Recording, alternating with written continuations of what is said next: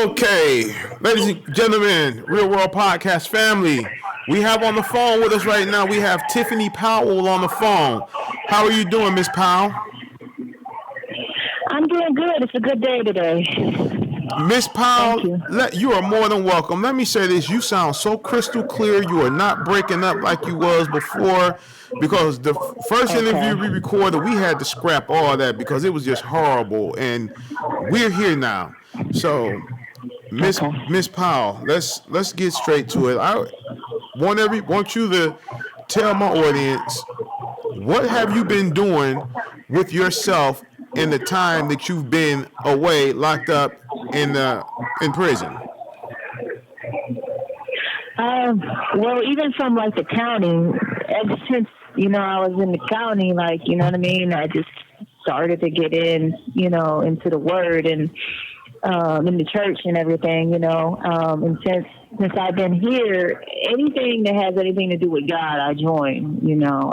I've been in the praise team for 5 years now, and I couldn't imagine this prison without a church. It would just be horrible. I spend all my day, at the church, at the chapel, just everybody, even if they're there for the wrong reason or whatever, because they're in the chapel, everybody acts right. So I ain't got to deal with the drama or, hearing people fight about drugs or none of that. So, Well, yeah. tell us a little bit about your praise team. Tell us about that a little bit. Okay, well, for 3 years I was in the choir, but since COVID happened, they quit the choir. You know what I mean? It was great because like the praise team was just we had outside people, a director to come in and teach us or whatever, what songs to sing or whatever. But now I'm in the dance ministry, and I never thought I would be, would be dancing in front of anybody. This call is originating from an Ohio correctional facility and may be recorded and monitored. But I decided to give it a try, since like I don't want to, I know where my help comes from, and I want to do things for God and show Him attention, stuff like that. You know what I mean? So that's why I got into the praise team, and it's like versatile dancing. There's miming and. I like to do the upbeat stuff. You know what I mean? I'm kind of past the phase of woe is me and all that. I like to do the victorious stuff that lifts people up. You know what I mean? So, and I get a lot of people to join too. I bring a lot of people into the praise team, and I have even in the choir over the years and stuff, and they've taken that home. So I'm grateful for that. But yeah,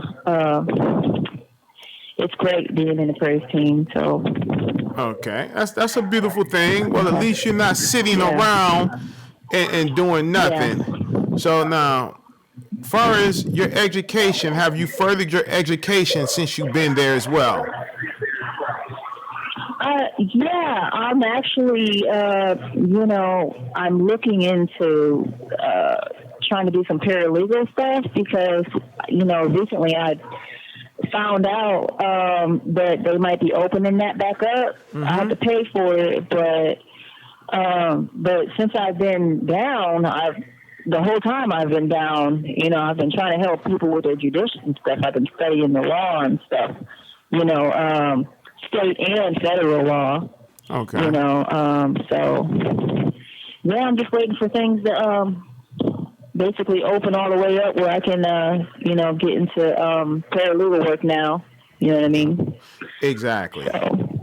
Now, Miss Powell, we got to get into business. We got to get straight into it now. Now, Miss Powell, you've been convicted of murdering your ex-boyfriend, the father of your children, Mr. James Harris. Am I right or am I wrong? Yeah. Okay. I've been convicted.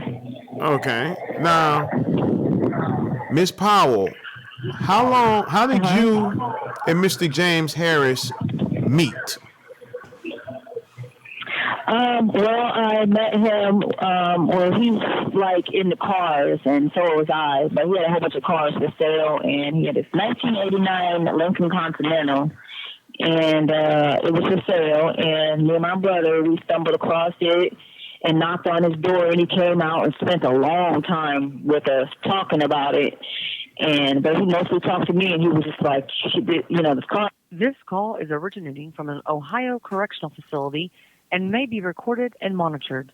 Mm-hmm. He said this car has electrical problems, but he would want to fix it, but he was like kind of off and on about if I took it like it was, it'd be $400, but he acted like he just didn't want to let it go for that. You know what I mean? I think he wanted, just to keep talking or something like that. So he was like, well, let me check into fixing it for you, because I hate to just give you a car that ain't got no lights, interior lights and all that kind of thing. So me and my brother, we went home, you know what I mean? It was probably about 12 blocks away or whatever. And, the very next day he was, knocking at my door.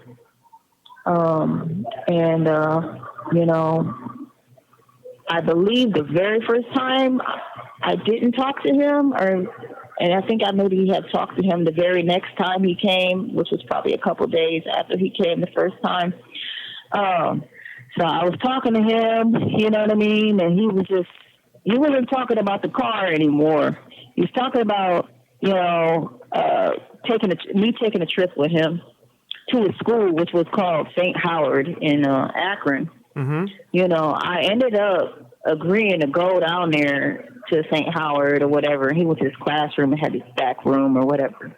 And I went back there with him. I was 15, I believe. And,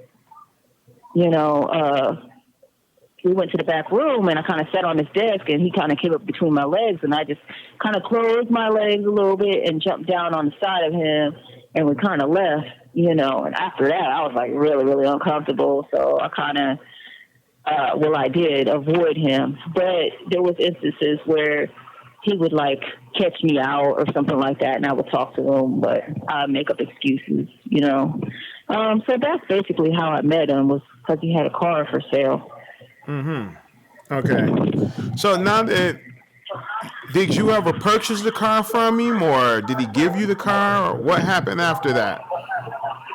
No, as a matter of fact, before I went to this school that he, was teaching at, St. Howard in Akron, he was like, if you come out with me, he said, we could talk about, maybe even me getting rid of a car that I have, for little to nothing. I'm 15, This call is originating from an Ohio correctional facility and may be recorded and monitored. I was like, okay, and I after all that happened, I didn't get no car from him. He did give my brother a car, though, because my brother didn't like him because of his age. Mm-hmm. He gave my brother a car to try and smooth things over with him, but it really didn't work because he's still, he still was older. Right. So. Okay. I never got a car. Okay. Now, when you say older, you say you were 15, and how old was Mr. Harris at the time? He's 53. 53 years old. Yeah. So, is it safe to say that Mr. Harris was a sexual predator? Yeah, at the time I really wasn't thinking about it too much, but yeah, definitely me having kids now and everything. Like, he definitely was a sexual predator. When I was born, he was like 39 years old. Wow. Okay, so let's fast forward just a little bit. Okay, how did you guys start dating? How did that happen? Okay, well, after, I kind of avoided them for a while. We ended up moving, and we moved into this deplorable apartment building that, all the apartments in there was infested. You have 1 minute remaining. Okay, I'm going to have to call right back after this. But it was deplorable. There was bugs, you know what I mean? And I was pregnant for a second child with my first child's father. I was 18 at that time, or 17 going on 18. So I said, when I have this baby, you know, I'm not going to put that baby into that environment because them bugs was going into my 1-year-old's mouth. So after I had her, we stayed out in the car, and then he drove up on us while we was out, you know, kind of living in the car or whatever, and he offered for us to go to one of his places, and you know, I was a little leery, but I ended up taking him up on it, you know, to get my kids out of the car and that kind of thing.